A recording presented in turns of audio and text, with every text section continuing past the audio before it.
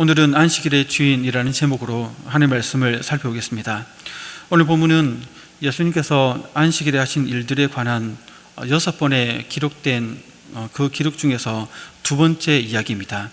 이미 예수님은 안식일에 가버나움 회당에서 더러운 귀신을 쫓아내신 적이 있었습니다. 그리고 그날 저녁 베드로의 집에 가셔서 베드로의 장모도 치료해 주신 적이 있었습니다.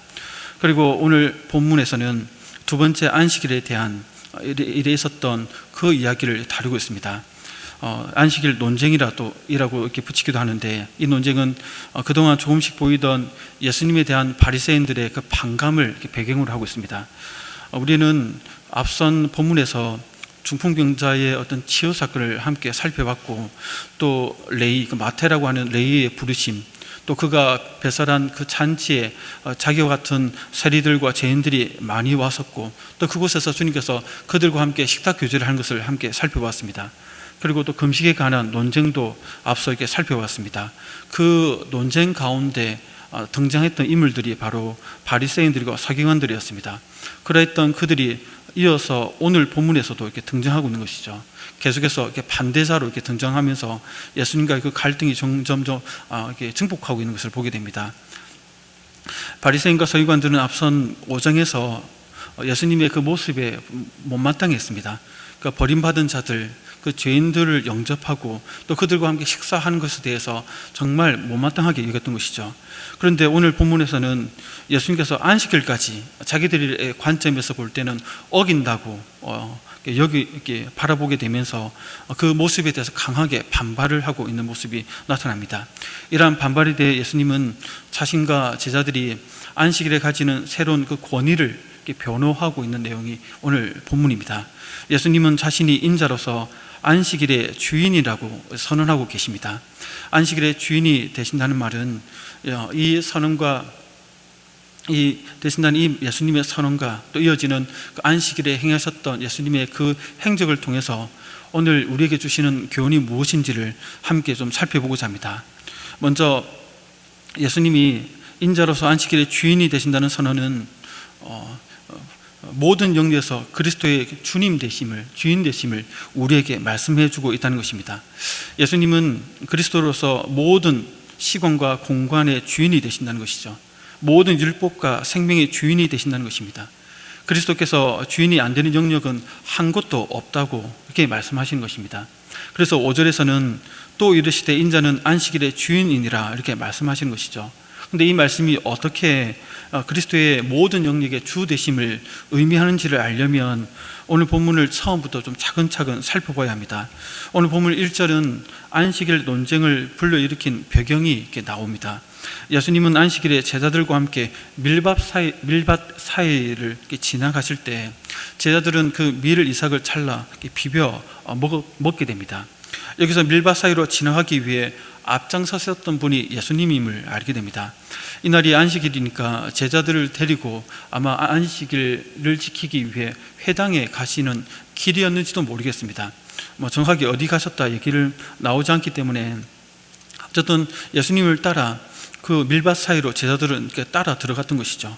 이때 제자들은 배가 고팠던 것 같습니다. 오늘 누가복음에서는 안 나타나지만 병의 문단인 마태복음 12장 1절에 보면 제자들이 시장하여 이렇게 얘기합니다. 배가 고팠다는 것이죠. 복음을 전하기 위해 여러 마을로 돌아다녔던 예수님을 늘 그림자처럼 따라다녔던 제자들의 입장에서는 아마 이때도 그러한 시간이었지 않았나 싶었는데 마침 배가 고픈 시간대였던 것 같습니다. 그래서 밀 이삭을 이렇게 잘라가지고 손으로 비벼서 그 알곡을 입에 넣고 이렇게 오물오물 이렇게 씹어 먹고 있었던 것입니다. 저도 예전에 중국 선교지에 있을 때 이 제자들의 모습을 이렇게 흉내내 본 적이 있었습니다. 한국에서는 밀밭이 거의 없기 때문에 이걸 흉내를 못 내는데 그 중국에서는 저희가 있었던 산동성에서는 밀을 주식으로 했기 때문에 밭에 나가면 논이 아니라 밭이 많았습니다. 밀밭. 그래서 겨울에 이렇게 심고 가을에 심고 이제 겨울을 겨쳐서 봄에 다 자라서 이제 늦봄, 초여름 되면 이렇게 거두기 시작하거든요.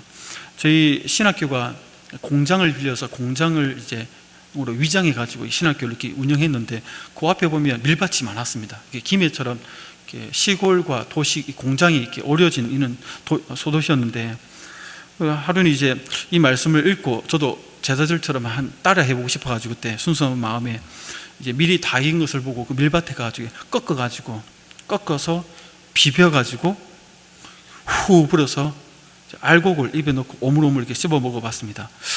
좀 딱딱하더라고요. 그게 무슨 맛인지는 기억도 안 나는데 10몇 년 전 일이라서 그러면서 제자들도 이렇게 했겠구나 하면서 그냥 그 말씀에 따라서 한번 흉내 내본 적이 있었는데 뭐 이거를 식사 대용이다기보다는 간식 정도로 뭐 그 정도였습니다. 제자들은 아마 배가 고프니까 별 생각 없이 밀밭살을 지나가면서 그냥 손에 잡히는 대로 꺾어가지고 비벼가지고 평소에 하듯이 후 불어서 그냥 알곡을 이렇게 먹었던 것 같습니다. 이것을 목격한 바리새인들은 제자들의 이러한 행위를 안식일에 금지된 일을 했다라고 이렇게 여겼던 것이죠. 그래서 2절에 보시면 어찌하여 안식일에 하지 못한 일을 하느냐라고 이렇게 따지고 있습니다. 이들은 단순히 제자들이 남의 밭에 있던 밀을 몰래 먹었다는 것을 그 자체를 이렇게 비난하는 것이 아니었습니다. 율법에서도 낫을 사용하여 많은 양의 밀을 베어가는 행위는 금지하였지만 손으로 몇 개의 그 밀 이삭을 꺾어가지고 비벼서 먹는 것은 그냥 허용되었습니다. 문제될 것이 없었죠. 근데 이들이 문제로 삼은 것은 밀을 손으로 꺾고 비비고 후 하고 불고 했던 이 행위를 문제 삼았던 것입니다.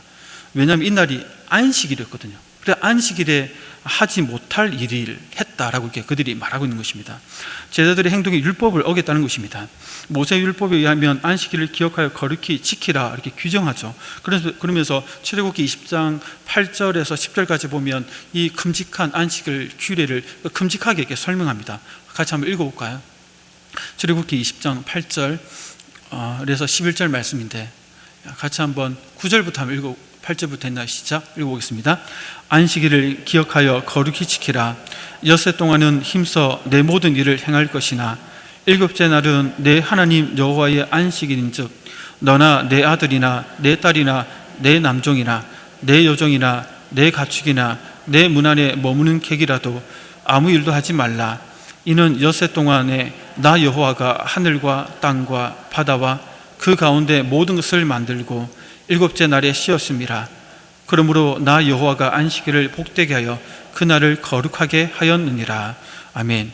그러니까 이날은 이제 쉬는 날이죠. 쉰다는 말은 노동을 하지 않는다는 것이고, 노동을 하지 않기 위해서는 모든 사람들이 아무 일도 하지 않아야 된다고 얘기합니다. 그러면 일을 하지 않는다고 얘기를 했을 때 어디까지가 노동이고 어디까지가 노동이 되지 않느냐라고 규정을 해야 되는 것이죠. 그러다 보니까 출애굽기 34장에서는 파종이나 추수는 노동이기 때문에 해서는 안 된다라고 분명하게 얘기를 하고 있습니다. 하지만 손으로 이삭을 따먹는 이러한 사소한 행위는 노동이라고 볼 수 없었던 것이죠. 율법에서 이것을 금지하지는 않았습니다. 이거는 타작이 아니고 파종도 아니고 추수도 아니었기 때문에. 그럼에도 유대인들은 이 모세율법을 자기식대로 해석해서 지나치게 세분화했습니다. 안식일에 39가지나 되는 노동, 율법에서 얘기하는 것이 아니라 율법을 더 세분화해서 39가지를 세분화해서 노동으로 규정한 것들이 있었던 것이죠. 이 규정에 따르면 손으로 이삭을 자르는 행위는 추수의 행위로 보았던 것입니다. 하나를 꺾든 두 개를 꺾든 이 꺾는 행위를 추수했다라고 여기는 것이죠. 그러니까 제자들 꺾었던 그 행위 자체가 그 추수로 보면서 금지한 것을 했다라고 여긴 것입니다. 또 꺾었으면 이제 먹기 위해서 탈곡해야 돼요. 탈곡을 하기 위해서는 비비지 않습니까? 그러면 알곡과 쭉정이가 이렇게 분리되면 탈곡이 되는데 이 비비는 행위를 탈곡했다고 이렇게 규정을 한 것입니다. 이것도 어긴 것이죠. 또 탈곡하고 나면 키질 해야 돼요. 키질해서 바람이 불면 껍데기는 날아가고 알곡만 남아서 키질을 하면 부는 것을 키질했다고 여긴 것입니다. 그러니까 제자들은 이 세세한 39가지 안식일의 노동의 규정도 다 어긴 것입니다. 꺾고 비비고 후 분 거, 이 세 가지 규정들을 다 어긴 것이죠. 바리새인들의 입장에서 보면. 그래서 그것을 문제 삼아서 지금 시비를 걸고 있는 것입니다. 어떻게 보면 모른 척하고 넘어갈 수도 있었지만 이들의 의도는 분명하죠. 제자들을 통해서 예수님을 굴복시키기 위해서, 자기들이 만들어낸 그 틀 안에 굴복시키기 위해서 지금 책잡을 쓴 좋은 기회로 삼고 있는 것입니다. 바리새인들의 이 공격에 대해 예수님은 사무엘상 21장 1절 6절에 나오는 다윗의 이야기로 변호하십니다. 본문 3, 4절에 그것을 요약해서 말씀하고 있는데 우리 본문 3절 4절 같이 한번 읽어볼까요? 본문 3절 4절입니다. 3절 4절. 자, 예수께서 시작. 예수께서 대답하여 이르시되 자기와 함께한 자들이 시장할 때에 한 일을 잃지 못하였느냐? 그가 하나님의 전에 들어가서 다만 제사장 외에는 먹어서는 안 되는 진설병을 먹고 함께한 자들에게도 주지 아니하였느냐? 아멘. 이는 다윗이 사울 왕을 피해 놉 땅으로 도망하였을 때의 이야기를 말합니다. 제사장 아히멜렉의 허락을 받아서 성막에 진설되었다가 교체된 떡을 먹었던 것을 얘기합니다. 다윗과 그 일행이 먹은 진설병은 구약시대에 하나님의 성소에 진열해 놓은 떡인데 이스라엘의 12지파를 상징하기 위해서 12개의 떡이 놓여져 있었습니다. 제사장은 매 안식일마다 그 한 번씩 진설병을 교체해야 하는데 교체하고 나고 나면 그 교체된 떡은 먹어야 되죠. 먹을 수 있는 사람들이 아론 계통의 제사장들만 먹을 수 있었습니다. 다윗은 유다 지파죠. 그러니까 먹어서는 안 됩니다. 규정에 따르면. 그런데 다윗과 그 일행이 그 진설병을 먹었던 것이죠. 그 사건을 가지고 바리새인들에게 묻습니다. 예수님이 다윗과 그 일행이 배가 고플 때에 다만 제사장 외에는 먹어서는 안 되는 진설병을 먹고 함께한 자들에게도 주지 아니하였느냐? 묻습니다. 사실 이 질문은 대답을 받을 필요도 없이 그들이 다 아는 얘기입니다. 유명한 이야기이기 때문에 예수님이 이들에게 이 일을 잃지 못하였느냐 이렇게 묻는 것이죠. 이 말은 다 너희들도 알고 있지 않느냐라는 전제를 깔고 있습니다. 그런데 이것을 읽었다면 다윗의 그 행위가 정죄받지 않았다는 것도 알고 있을 텐데 왜 예수님 자신과 또 제자들의 행위에 대해서는 정죄하느냐, 책잡으려고 하느냐라고 묻는 것입니다. 그렇다면 이런 질문이, 이런 반론이 나올 수 있는 것이죠. 그러면 예수님 당신이 다윗과 같은 존재라는 것입니까? 하나님의 기름 부음 다윗이니까 뭐 예외일 수도 있겠지만 당신은 다윗이 아니지 않습니까? 이런 반론을 제기할 수 있다는 것이죠. 그래서 예수님은 바리새인들에게 틈을 주지 않고 당신이 누구인지를 밝혀주십니다. 5절, 우리가 읽었던 5절 말씀에 보면 또 이르시되 인자는 안식일의 주인이라 하시더라 이렇게 선언하십니다. 그러니까 이 선언은 바리새인들과 안식일 논쟁에 있어서 예수님이 내리신 결론인 것이죠. 이 말씀을 원문 그대로 해석하면 주인이다, 안식일의 인자는 의미됩니다. 강조점이 주인됨에 있다는 것입니다. 이 말씀은 누가복음 전체에 강조되고 있는 그리스도의 주인 되신, 그리스도께서 주님 되심을 강조하는 그 근거 구절이 되는 본문입니다. 그러니까 당시에 예수님을 가리켜 다윗의 자손이라고 다들 이렇게 불렀지 않습니까? 다윗의 자손이 우리를 불쌍히 여겨주셔서 이렇게 두 소경이 이렇게 예수님을 따라오면서 부릅니다. 다들 그렇게 예수님에 대해서 불렀던 것이죠. 다윗의 자손이라는 말은 곧 그리스도라는 말과 동의어였습니다. 그런데 다윗과 그 일행은 성경의 기록처럼 안식일로 추정되는 그날에 굶주림을 면하기 위해서 제사장들만 먹을 수 있는 그 성막의 떡을 먹었다는 것이죠. 다윗의 굶주림을 면하기 위해서 그것도 제사장만 먹을 수 있는 진설병을 자기와 함께 일행들과 먹어도 죄가 되지 않았다면 다윗의 후손 곧 그리스도이신 예수님과 그의 제자들이 안식일에 밀을 잘라 먹는다고 해서 어찌 그것을 책잡을 수 있겠느냐, 어찌할 그것을 정죄할 수 있겠느냐라고 묻고 계신 것이죠. 지금 주님께서는 다윗의 이야기를 통해 안식일의 진정한 의미를 말씀하실 뿐만 아니라 바로 자신이 다윗을 능가하는 그리스도로서 안식일에 구속되기는커녕 오히려 안식일을 구속하시는 권위가 있는 분임을 지금 당당하게 선언하고 계신 것입니다. 왜냐하면 예수님이 바로 그 안식일을 제정하신 분이시기 때문에 그렇죠. 하나님으로서 안식일에 무엇을 할 수 있는지 할 수 없는지를 결정할 수 있는 권한이 예수님께 있다는 것입니다. 그래서 예수님은 자신을 향해 자기 자신이 인자는 안식일의 주인이다 라고 지금 선언하고 계실 것입니다. 성도 여러분, 바리새인들은 마치 주님을 자신들이 만들어 놓은 그 장로들의 유전, 그 전통이라는 틀 안에 예수님이 끼워 놓으려고 예수님을 구속받아야 하는 자로 취급하였다는 것입니다. 그러나 주님은 인간이 만들어 놓은 전통 안에 제재를 받는 분이 아니십니다. 예수님은 그리스도로서 모든 율법과 전통과 규례 위에 계신 분이십니다. 예수님은 그리스도로서 모든 공간과 시간, 그리고 그 안에 존재하는 모든 생명의 창조주이십니다. 안식일 뿐만 아니라 안식일 외에 다른 월요일부터 토요일까지 다른 평일들도 주인이 되시는 분이 바로 예수님이십니다. 우리에게 이 사실을 지금 말씀하고 있다는 것입니다. 그래서 우리는 이 모든 것을 만드시고 다스리는 그 주인이 되시는 그 예수님께서 그리스도 되심에 대해서 우리는 늘 기억해야 된다는 것을 지금 말씀하고 있습니다. 그리스도는 모든 영역과 시간과 법 위에 계시는 주님이십니다. 이 사실을 확신하지 못한다면 우리도 어느 순간 바리새인들처럼 자신이 만들어 놓은 신앙의 틀 안에 예수님을 구속시키려 한다는 것입니다. 내가 만들어 놓은 신앙의 틀 안에서 예수님은 이렇게 하셔야 됩니다, 예수님 이렇게 하셔야 되죠 라고 이렇게 예수님을 가두어 버리려고 한다는 것이죠. 그리스도께서 주인이 되셔서 우리를 그 말씀 안에서 우리를 구속시켜야 되는데, 우리가 주인이 되어서 우리가 만드는 틀 안에 예수님을 가둬두고 우리의 뜻대로 예수님을 어떻게 좌지우지하려고 그렇게 시도를 하게 된다는 것입니다. 특히 인생의 주인이 자신이 되어 있는 분들은 운전대를 자기가 이렇게 잡고 있기 때문에 예수님에게 그 운전대를 허락하지 않습니다. 예수님은 늘 조수석에 앉혀놓고 자기가 운전대를 잡고 자기가 주인이 돼서 자기가 원하는 대로 핸들을 돌리려고 합니다. 그래서 내 생각대로 주님 이렇게 해주셔야 됩니다 라고 기도하고, 주님 이렇게 역사하셔야 됩니다 라고 주님께 가이드라인까지 제시를 한다는 것이죠. 그리고 그 기도한 대로 그리스도께서 역사하지 않으시고 다른 방법으로 역사하시면 불편해합니다. 성도 여러분들의 삶은 어떻습니까? 그리스도께서 여러분들의 삶의 주인이 되십니까? 인생의 운전대를 주인이신 그리스도께서 잡도록 허락하고 계십니까? 아니 여러분들이 잡고 놓아주지 않으려고 주님과 힘겨루기 하고 있지는 않습니까?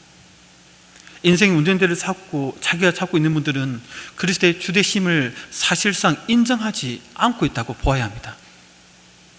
성도 여러분, 왜 이런 일이 벌어질까요? 그리스도께서 우리의 삶과 모든 영역의 주인이 되시지만 왜 내가 주인이 되어서 그리스도를 내가 만든 틀 안에 가두어 두려고 할까요? 그것은 말씀을 읽을 때 그 의미를 이해하지 못하고 본질을 깨닫지 못하고 있기 때문에 그렇습니다. 피상적으로 성경을 읽기 때문에 내가 주인이 되어서 그리스도를 가두어 두려고 한다는 것이죠. 오늘 나오는 바리새인들이 그렇습니다. 이들은 성경에 대해서 박사들이었습니다. 그러나 성경을 읽었지만 그 본질에 다다르지는 못하였죠. 그래서 예수님은 그들의 그 실체를 오늘 드러내고 계십니다. 3절에 우리가 읽었지만 3절에 보면 예수님이 그들에게 이런 질문을 합니다. 3절을 같이 한번 읽어볼까요? 시작. 예수께서 대답하여 이르시되 다윗이 자기와 함께한 자들이 시장할 때의 한 일을 읽지 못하였느냐라고 묻죠. 예수님은 바리새인들에게 다른 전통이 아닌 회당에서 예배 드릴 때 공식적으로 읽는 구약 성경을 읽지 못하였느냐라고 묻고 계신 것입니다. 앞서 말씀드렸듯이 이 질문에는 그들이 그것을 읽었다는 전제로 합니다. 읽었다면 다윗의 행위가 정죄되지 않았다는 것도 알 것인데 왜 나를 정죄하느냐라는 그 물음이 이 속에 있는 것입니다. 하지만 그들은 그 본질을 깨닫지 못했기 때문에 예수님은 그 사실을 지적하고 계신 것이죠. 당시 바리새인들은 성경을 읽을 때 1.1회까지 신경을 써가며 읽었습니다.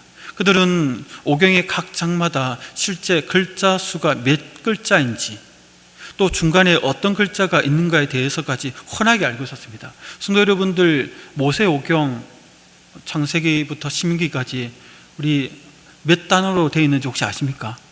몇 자로 되어 있는지 혹시 아십니까? 우리는 모릅니다. 몇 장으로 되어 있는지 혹시 아십니까? 그 5권 안에. 그것도 잘 모르죠. 근데 이들은 다 알고 있습니다. 왜? 어릴 때부터 계속 달달달 외우고 보고니까.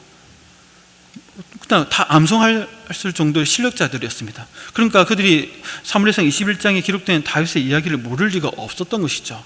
예수님 앞에서 줄줄줄 외울 정도로 대단한 사람들이었습니다. 그런데 외울 줄은 알았지만 그 내용이 의미하는 바는 읽어내지 못하였던 것이죠. 그들은 하나님 율법을 읽고 거기에 덧붙여 상생 규정까지 전통으로 만들어 지키면서도 그 본질, 하나님의 그 의도를 깨닫지 못했던 것입니다. 이런 그들의 모습은 이어지는 또 다른 안식일에서도 나타납니다. 보면 6절 7절에 보면 또 다른 안식일에 서기관과 바리새인들이 예수님을 고발할 증거를 찾으려고 또 안식일에 병 고치는가를 엿보고 있었다라고 얘기합니다. 그들의 악한 생각을 아셨던 주님은 또다시 그들에게 질문을 던집니다. 9절 같이 한번 볼까요? 9절의 질문을 예수님 던집니다. 시작. 예수께서 그들에게 이르시되 안식일에 선을 행하는 것과 악을 행하는 것, 생명을 구하는 것과 죽이는 것, 어느 것이 옳으냐 하시매며 아멘. 여기 보시면 예수님은 말씀을 통해 주어진 안식일의 의미와 그 본질을 아시고 질문을 던지신 것이죠. 그러니까 그 본질을 깨닫지 못한 서기관과 바리새인들은 안식일에 선을 행하고 생명을 구하는 것이 하나님의 기뻐하시는 뜻이고 또 그 일에 대해서 깨닫지 못하고 또 그 일에 대해서 관심도 없습니다. 어떻게 하면 자신들이 세워놓은 전통이나 틀을 무시하는 예수님을 고발해서 굴복시킬 것인가 에만 관심이 모아져 있었던 것이죠. 그래서 그들은 예수님의 이 질문에 대답을 하지 않습니다. 대답을 할 수가 없는 것이죠. 예수님이 던진 질문 사실 대답할 수 없도록 던진 질문이기도 합니다. 그들의 관점에서 어느 하나를 선택하면 하여튼 다 걸리게 되어 있습니다. 만약에 예수님의 질문에 따라 안식일에 악을 행하는 것, 생명을 죽이는 것이 옳다라고 얘기를 하면 말이 되지 않죠. 율법을 어기게 되는 대답이 됩니다. 그 반대로 안식일에 선을 행하는 것, 즉 생명을 구하는 것이 옳다라고 대답도 할 수가 없었습니다. 그것이 옳다라고 대답을 하면 예수님의 그 안식일 치유 사역을 정당화하는 것이기 때문에 대답할 수 없는 것이죠. 그러니까 이러한 이유 때문에 그들은 입을 다물고 있습니다. 물론 그들은 속으로 말은 하고 있었을 것입니다. 안식일에 오른손 마른 사람을 치료하는 것은 금지 사항이다 라고 말을 했을 것입니다. 왜냐하면 안식일에 치료할 수 있는 대상들은 생명이 유독한 사람들만 안식일이라도 치료할 수 있었습니다. 그런데 손이 마른 사람은 생명이 유독한 사람이 아니기 때문에 안식일에 치료할 수 있는 대상이 아니었던 것이죠. 그래서 예수님은 이 사람을 치유하면 안 되고 그 다음날 해야 됩니다. 속으로 이렇게 아마 생각했을 것입니다. 그런데 지금 대답을 못하는 것이죠. 예수님 그 질문에. 이것은 그들이 가지고 있는 그들의 수준, 한계가 무엇인지를 얘기합니다. 하나님의 그 뜻, 의도를 성경을 읽었지만 깨닫지 못했던 것이죠. 말씀을 읽고 연구하고 묵상하고 암송하고 말씀대로 순종하며 살고자 노력하였지만 하나님의 그 의도에서 벗어난 삶을 살았던 것을 우리에게 보여주고 있습니다. 그리고 예수님이 자신들이 세워놓은 전통이나 틀 안에 끌어들이고 굴복시키자 그 말씀을 이렇게 악용하고 있는 것이죠. 며칠 전에 그 뉴스에 보니까 지나가면서 봤는데 그 정명석이라고 하나요? 그 JMS 그 교주 있지 않습니까? 성폭행해서 감옥에 있다가 얼마 전에 나왔는데 또다시 성폭행해서 감옥에 간다라는 그 기사를 잠깐 봤습니다. 그런 사람들이야 처음부터 성경을 가지고 의도적으로 자기를 이렇게 신격화하고 또 악한 의도로 사용하니까 그는 결과가 나오겠죠. 그런데 우리의 경우는 그렇지 않습니다. 그런 의도를 가지고 성경을 읽고 사용하지 않죠. 하나님을 사랑하고 또 경외하는 마음으로 말씀을 읽으려고 노력합니다. 또 그 말씀의 의미와 본질을 깨닫기 원하고 또 그래서 깨닫고 나면 또 성령님의 도우신 가운데 그 뜻 안에서 살려고 다들 노력하고 있습니다. 그럼에도 불구하고 우리의 연약함이 있기 때문에 자기의 그 중심성이 있기 때문에 자기의 우주의 중심이 되고자 하는 그런 악한 재성이 남아있기 때문에 성경을 자기 중심적으로 해석하고 사용하려는 경향이 종종 드러납니다. 자기 삶을 합리화하기 위해서 성경 구절을 인용하죠. 또 자신의 뜻이 옳다는 것을 주장하기 위해서 사람들 앞에서 하나님의 말씀이 이렇다라면서 자기의 삶을 합리화합니다. 심지어 자기가 만들어 놓은 신앙의 체계에 하나님은 이렇게 역사하셔야 된다라고 앞서 말씀드린 것처럼 그렇게 하나님까지도 끌어들여서 거기에 자기 틀에 맞추려고 합니다. 그렇게 자아가 너무 강한 분들은 자기 뜻대로 하나님께서 따라주지 않으면 자기가 할 수 있는 온갖 방법을 다 동원해서 하나님을 구워 삼으려고 그렇게 막 시도한다는 것입니다. 하나님은 때로는 어리고 미숙하고 연약한 그 인생을 불쌍히 여기셔서 한두 번 응답해 주실 때도 있는데 그것을 마치 그렇게 하면 하나님께서 자기 뜻대로 따라주신다고 착각하고는 그러한 방식으로 계속 하나님 앞에 철없는 아이처럼 때를 쓰는 모습을 보이는 분들이 있다는 것입니다. 성도 여러분, 예수님은 그리스도로서 모든 시간의 주인이십니다. 예수님은 우리의 구원자로서 우리의 삶의 물질의 주인이십니다. 우리의 생명의 주인이십니다. 우리의 시간의 주인이십니다. 우리의 자녀의 주인이십니다. 우리의 미래의 주인이십니다. 이를 위해 예수님은 십자가에서 우리를 대속하셨고 우리를 주인이 되시기 위해서 3일 만에 부활하셨습니다. 그의 부활의 생명을 성령을 통하여 받은 우리들은 그의 피값으로 구속을 받은 자들입니다. 우리가 구속을 받았지 예수님이 우리에게 구속받은 자가 아니라는 것입니다. 과거에 내 뜻대로 내가 원하는 대로 살았던 습관을 따라서 여전히 예수님을 내 뜻대로 좌지우지하려는 이러한 내 속에 있는 본성대로 살다가는 그런 신앙생활이 아니라는 것입니다. 그렇기 때문에 성도 여러분, 우리는 인정해야 됩니다. 주인은 내가 아니라 주님이십니다. 인생의 주님은 내가 아니라 예수님이십니다 라는 것을 우리는 인정해야 됩니다. 매 순간 인정해야 됩니다. 인정하지 않으면 이것이 막 들풀처럼 잡초처럼 계속 올라옵니다. 이걸 어떻게 감당하시겠습니까? 그렇기 때문에 우리는 더 이상 인생의 운전대를 내가 잡고 운전하려고 애써서는 안 된다는 것입니다. 예수님이 주인 되심을 인정하고 마음으로부터 기도 가운데 또 말씀을 읽는 가운데 예배 가운데 고백하고 주님을 주님답게 모시는 삶을 살고자 늘 마음속에서 그것을 인정하며 나아가야 된다는 것입니다. 그래야 말씀을 읽을 때도 그 말씀 건의 아래에 겸손한 마음으로 나아갈 수 있는 것이죠.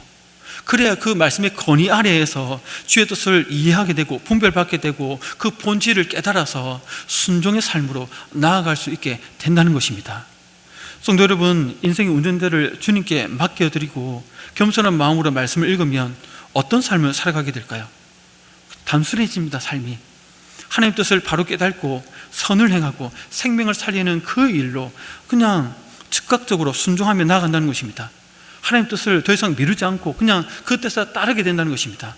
오늘 예수님이 우리에게 그 본을 보여주십니다. 10절에 보면 무리를 둘러보시고 그 사람에게 이르시되 내 손을 내밀라 하시니 그가 그리하며 그 손이 회복된지라 얘기합니다. 여기서 예수님의 모습을 보면 예수님은 안식일에 선을 행하는 것과 악을 행하는 것, 또 생명을 구하는 것과 죽으는 것, 어느 것을 옳으냐라고 물으신 후에 친히 몸서 옳은 것을 미루지 않고 즉각적으로 행하십니다. 그때 그 물음과 함께 무리들을 쓱 둘러보시죠. 아마 둘러보시면서 그들의 눈을 바라보시면서 너는 어떻게 생각하느냐, 너는 어떻게 할 것이냐라고 눈빛으로 다시 한번 아마 질문을 던졌던 것입니다. 그렇지만 그 질문을 들었던 그 무리들은 대답도 하지 못하고 어떤 행동도 하지 못하고 얼음 상태가 되어 있습니다. 그때 주님께서는 하나님 뜻이 무엇인지 분명히 아셨기 때문에 머뭇거리지 않고 오른손이 마른 사람에게 말씀하신 것이죠. 내 손을 내밀라. 그가 손을 내밀자 손이 회복되었다라고 얘기합니다. 주님은 하나님 뜻을 아셨고 즉각 순종하셨던 것입니다. 여기에 주님께서 무리들의 눈치를 보며 머뭇거렸다는 말씀이 있습니까? 내일 하자 하시면서 미뤘다는 말씀이 있습니까? 선을 행하고 생명을 살리는 일이 하나님 뜻임을 아시고 곧장 그냥 행하셨습니다. 성도 여러분, 인생의 운전대를 주님께 맡겨드리고 주님으로 인정하게 되면 이러한 삶으로 나아가게 된다는 것입니다. 내 뜻이 중요한 것이 아니죠. 내 주변의 사람들의 뜻이 중요한 것이 아닙니다. 사람들이 어떻게 생각하는지도 중요하지 않습니다. 그의 관심은 하나님의 뜻이 어디에 있는가 하는 것이죠. 그리고 그 뜻에 따라 순종하는 데 있다는 것입니다. 그리고 그 하나님께서는 그 뜻에 순종할 때 합당한 증거를 또한 그에게 보여준다는 것입니다. 예수님 하나님으로부터 그 증거를 받았던 것을 보면 알 수 있습니다. 그 증거가 바로 손이 회복된 것을 들 수 있습니다. 당시 유대인들은 하나님께서는 죄인들의 말을 들어주시지 않는다고 믿었습니다. 또 바리새인들은 안식일에 노동하는 것은 하나님의 뜻을 거스르는 중죄로서 하나님이 큰 심판을 하신다고 가르쳤습니다. 그런데 예수님이 안식일에 손 마른 자를 향해서 손을 내밀라 명령하셨고, 그 결과는 무엇입니까? 하나님의 심판이 아니라 하나님의 치유의 역사가 일어난 것이죠. 그러니까 하나님께서 증거를 보여주셨던 것입니다. 안식일에 병자를 치유하던 주님을 죄인으로 몰려는 서기관과 바리새인들은 그것을 보면서 얼마나 놀라고 얼마나 무안했겠습니까? 자기들이 죄인으로 몰려든 예수님의 말씀을 하나님이 들어주셨기 때문에 그들의 공격들이 그냥 다 한순간에 숲으로 돌아가게 된 것입니다. 주님께서 과연 어떠한 분이신지, 또 안식일에 대한 하나님의 뜻이 어디에 있는가를 이 표적을 통해서 우리에게 또 그들에게 보여주셨던 것입니다. 이것처럼 마찬가지입니다.